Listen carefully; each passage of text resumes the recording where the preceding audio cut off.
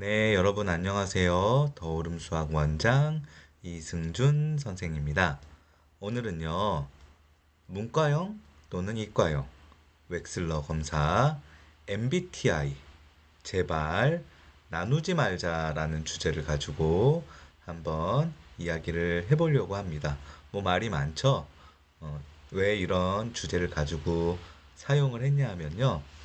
제가 부모님들을 처음 만나면서 이제 상담을 할 때 부모님들이 이제 가장 먼저 하는 말 중에 하나가 원장님, 우리 아이는요, 문과형 아이예요.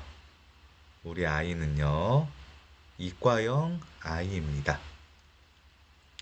뭐, 요즘에는 MBTI도 많이 얘기해요. 뭐, T니, E니, I니, 뭐, 그런 거 많이 얘기하고, 웩슬러 검사했었던 그런 것들도 많이 이야기합니다. 사실 저는 MBTI를 잘 몰라요.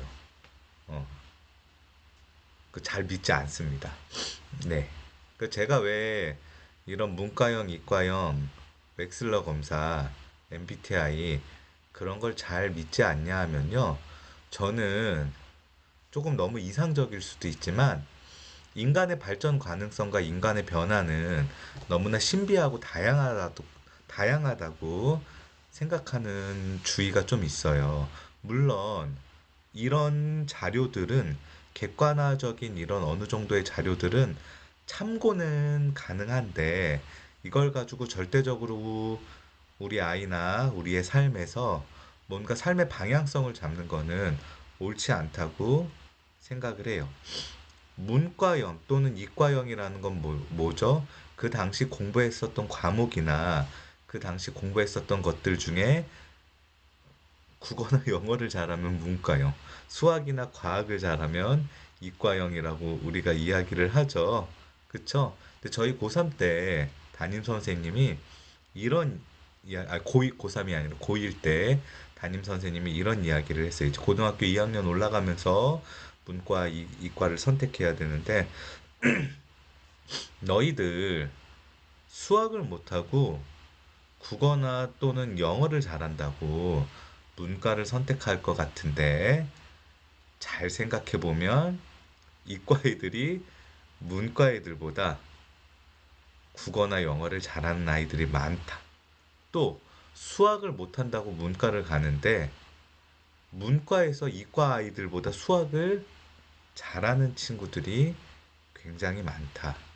그러니까 고등학교 교과 과정은 물론 이제 재능이 있으면 조금 더 잘할 수 있지만 내가 하고 싶은 일에 대한 그런 걸로 과를 선택하라고 이야기를 했어. 저도 똑같은 입장이에요.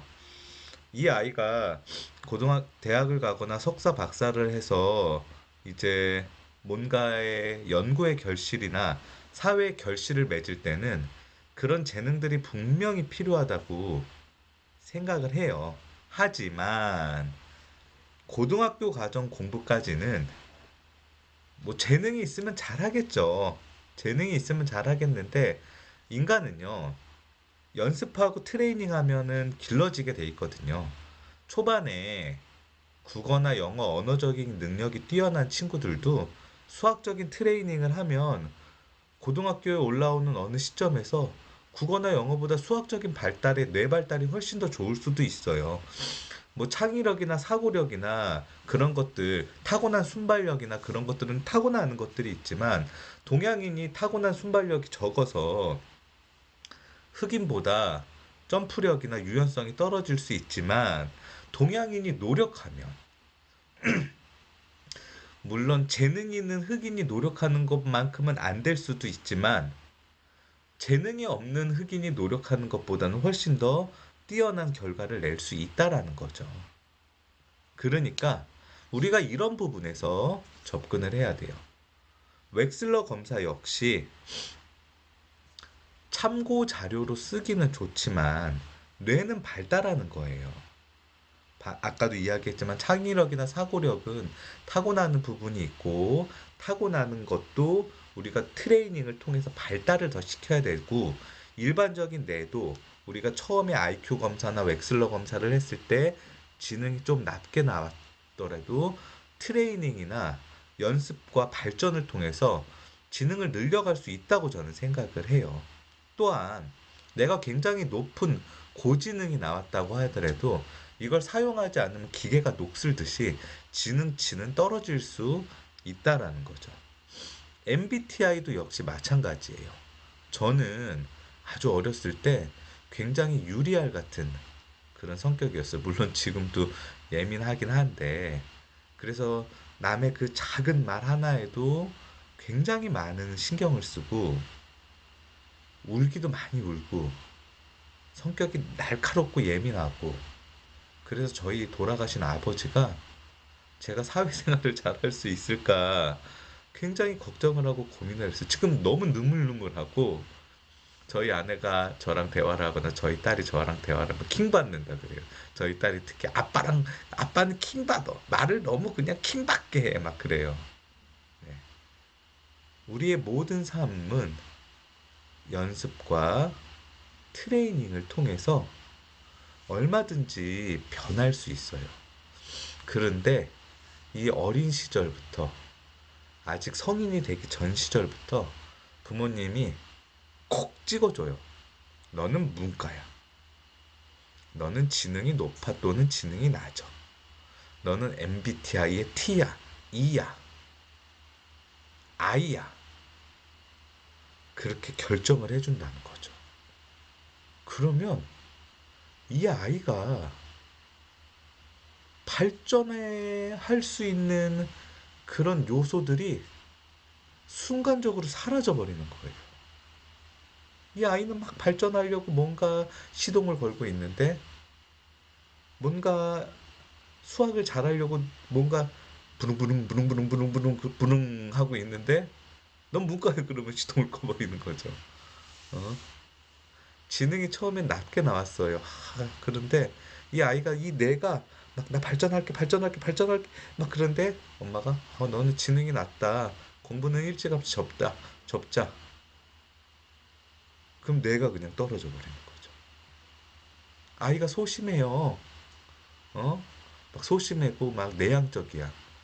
네, 뭐가 소심하고 내향적인지 제가 모르겠지만 너는 소심하고 내향적이야. 라고 엄마가 결정을 해버리는 거예요.